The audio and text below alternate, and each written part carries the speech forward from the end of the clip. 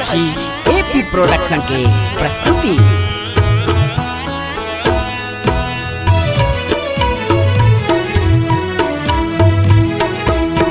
आहे राजा हिमाचल गृह गौरी हे जन्म लेल राम गौरी हे जन्म लेल शिव लेल अंगूरी धराय शिव लेल अंगूरी धराय। आहे राजा हिमाचल गृह गौरी हे जन्म लेल राम गौरी हे जन्म लेल शिव लेल अंगूरी धराय शिव लेल अंगूरी धराय।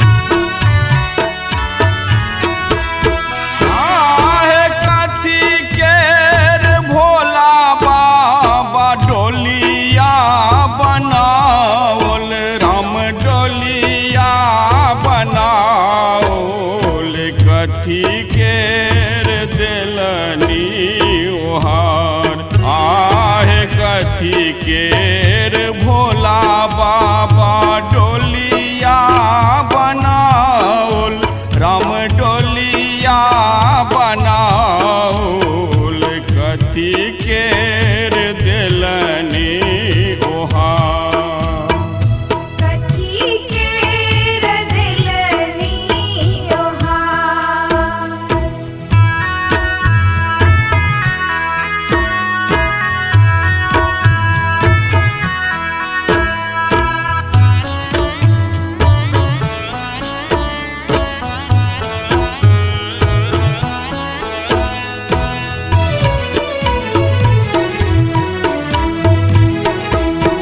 आहे बसहा के पीठ बाबा डोलिया बनाओल राम डोलिया बनाओल बाघ छाल दिलनी ओहार आहे बसहा के पीठ बाबा डोलिया बनाओल राम डोलिया बनाओल बाघ छाल दिलनी ओहार बाघ छाल दिलनी ओहार।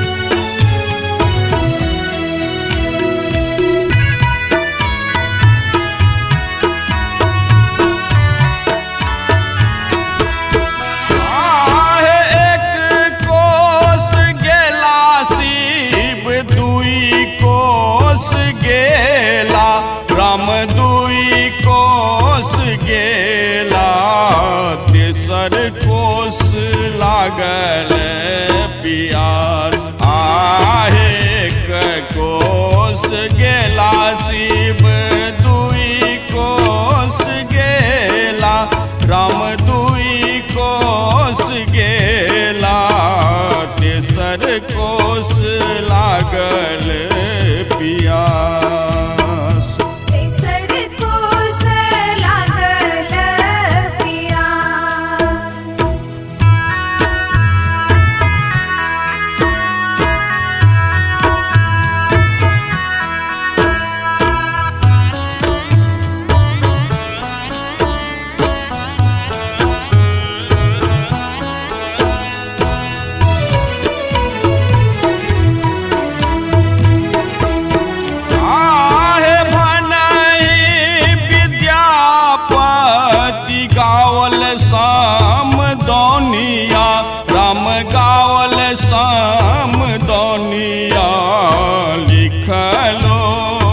मेटल नहीं जाय।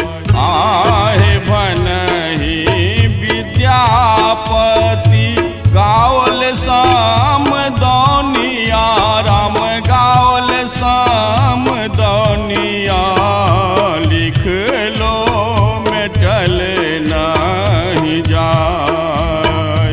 लिख लो मेटल नहीं जाय। आहे राजा हिमाचल गृह गौरी हे जन्म लेल, राम गौरी हे जन्म लेल, शिव ले